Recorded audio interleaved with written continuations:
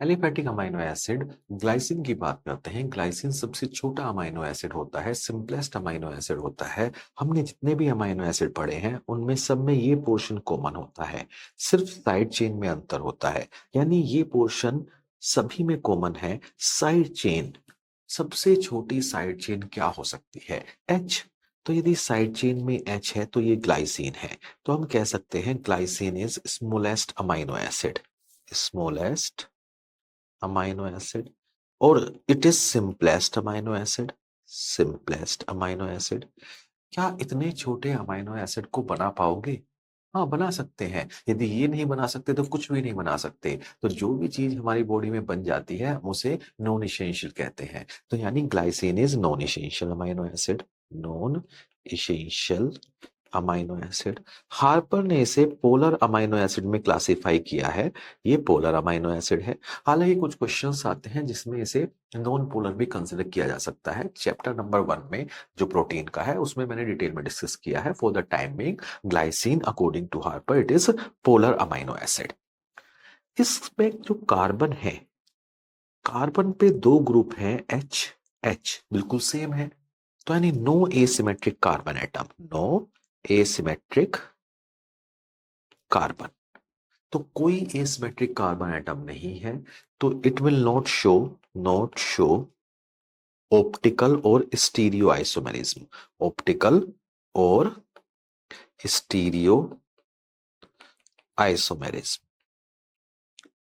हमने देखा जहां पे भी एक ग्लाइसिन होता है, यदि वो प्रोटीन में है तो वहां से थोड़ा फ्लेक्सिबिलिटी हो जाएगी। कोई छोटा सा है तो जहां पे यदि छोटा सा है, पतला सा है, वहां से तुम मोड़ सकते हो। So it provide flexibility to protein, provide flexibility to protein, usually not found in alpha helix, usually not found in alpha helix। Secondary structure जो प्रोटीन की होती है अल्फा हेलिक्स होता है, उसमें यूजुअली ग्लाइसिन नहीं होता। प्रोलीन कभी नहीं होता, proline never found in alpha helix. तो glycine usually not found in alpha helix. तो मिलता कहाँ है? ये बीटा बैंड में मिलता है, बीटा बैंड। और बीटा टर्न में ग्लाइसिन होता है। और ग्लाइसिन मिलता है triple helical structure, triple helical structure of collagen. Collagen में तुमने देखा ग्लाइसिन एक्स वाई, मतलब हर थर्ड अमाइनो एसिड ग्लाइसिन है। तो हर थर्ड अमाइनो एसिड ग्लाइसिन है। ग्लाइसिन बड़ा छोटा सा है। तो जैसे चोटी गूंथते हैं ना, तो जब चोटी गूंथते हैं तो 3 स्ट्रैंड्स लेते हैं और उनको गूंथते हैं, तो थोड़ी देर बाद कॉन्स्ट्रिक्शन आता है। उस कॉन्स्ट्रिक्शन की बात करें, उस कॉन्स्ट्रिक्शन में क्या रख सकते हो तुम? जो सबसे छोटा हो। तो ग्लाइसिन वहां पे फिट हो जाता है। तो इसीलिए कोलेजन में हर थर्ड पोजीशन में ग्लाइसिन होने की वजह से नेचर ने क्या किया? ट्रिपल हेलिकल स्ट्रक्चर बनाई। तो कोलेजन की क्या होती है? Triple helical structure. और इसमें हर थर्ड पोजीशन पे क्या होता है? ग्लाइसिन होता है। मेटाबॉलिक फंक्शन देखेंगे इसके। ग्लाइसिन कहां कहां काम आता है? It is used in the synthesis of purine. Purine synthesis में कौन कौन से अमाइनो एसिड काम आते हैं? क्वेश्चन आता है, इन्वॉल्व होते हैं। इसमें एस्पार्टेट होता है, ग्लूटामीन होता है, ग्लूटामीन याद रखना, MINE, नॉट ग्लूटामेट। और glycine, glycine carbon number 4, carbon number 5 and nitrogen N7 provide करता है। इसको हम डिटेल में निमोनिक के साथ पढ़ेंगे, प्यूरिन कैटाबोलिज्म में और प्यूरिन स्ट्रक्चर में। For the time being glycine take part in the synthesis of purine, glycine. Heme synthesis detail में पढ़ेंगे। For the time being glycine bind with succinyl coenzyme, succinyl coenzyme to form delta amino levulinic acid. तो first reaction heme synthesis में glycine bind with succinyl coenzyme to form delta amino levulinic acid. तो heme synthesis में participate करता है। Glutathione, glutathione अपने आप बता रहा है क्या क्या इसमें है। थायोन, ONE1, ONE1। तो 1 मतलब फर्स्ट अमाइनो एसिड, सबसे छोटा अमाइनो एसिड। जब भी हम डिस्कस करते हैं पहला अमाइनो एसिड क्या है? ग्लाइसिन। तो ONE1 से याद रखेंगे ग्लाइसिन। थायो वर्ड, थायो वर्ड कहां पे आता है? SH के लिए। तो SH कंटेनिंग अमाइनो एसिड क्या है? सिस्टीन। ग्लूटा मतलब ग्लूटामेट, ग्लूटामेट। सो ग्लूटाथायोन ट्राइपेप्टाइड होता है, तो उसमें ग्लाइसिन पार्टिसिपेट करता है। कोलेजन में अभी डिस्कस कर चुका हूं। कोलेजन में हर थर्ड पोजीशन पे ग्लाइसिन होता है, इसीलिए कोलेजन में क्या होता है? ट्रिपल हेलिकल स्ट्रक्चर होती है। क्रिएटिन और क्रिएटिनिन, इसमें कौन कौन से अमाइनो एसिड पार्टिसिपेट करते हैं इसकी सिंथेसिस के लिए? निमोनिक है game, GAME, game. G for glycine, glycine. A for arginine, ME for methionine, methionine. इसकी स्ट्रक्चर कैसे बनती है अभी हम देखेंगे। उससे पहले हम और फंक्शन देख लेते हैं ग्लाइसिन के। ये सभी क्वेश्चन आए हुए हैं कि ग्लाइसिन कहां कहां पे इन्वॉल्व होता है, इसकी क्या क्या प्रॉपर्टी है, सभी पे क्वेश्चन है। कंजुगेशन रिएक्शन में काम करता है ये बाइल एसिड, बाइल एसिड की कंजुगेशन में।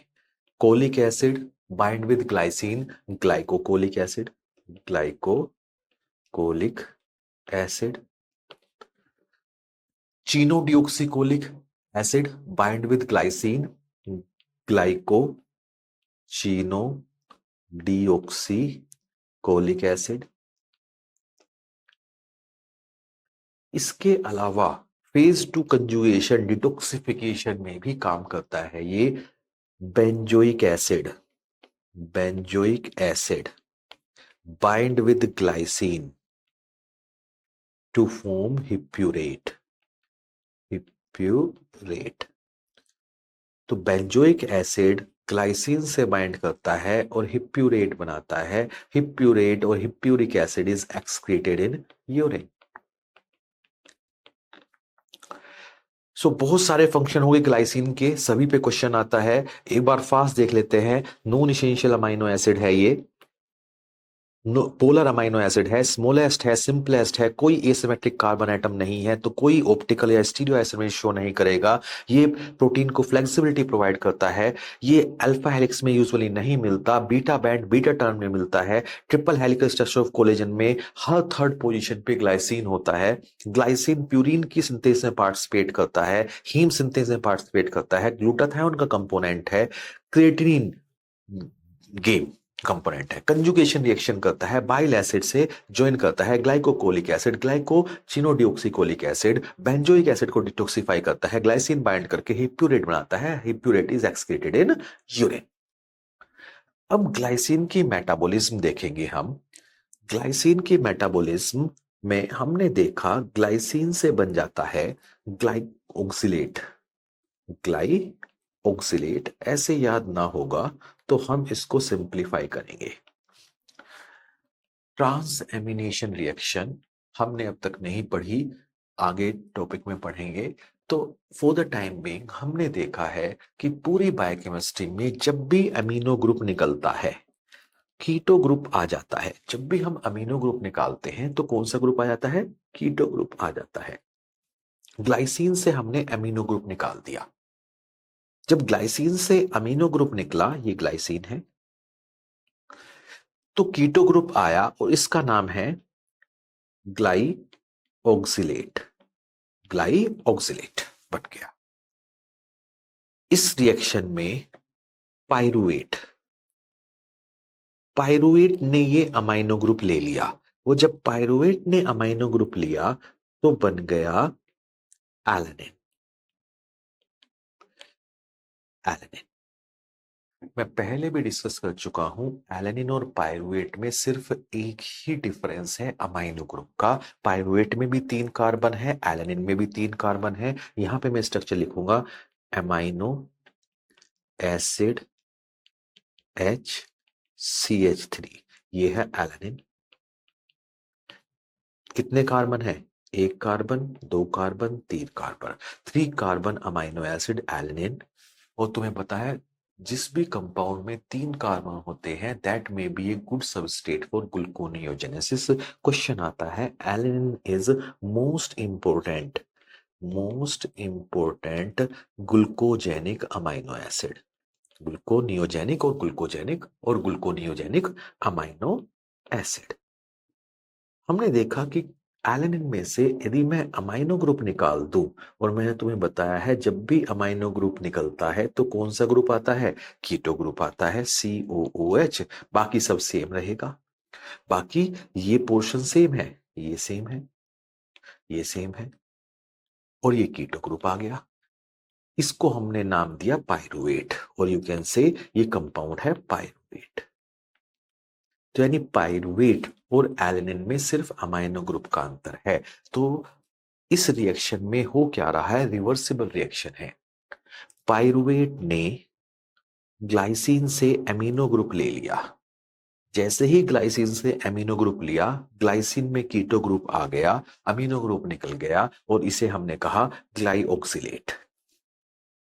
और ये अमीनो ग्रुप जब पायरुवेट के पास चला गया तो पायरुवेट क्या बन गया, एलेनिन।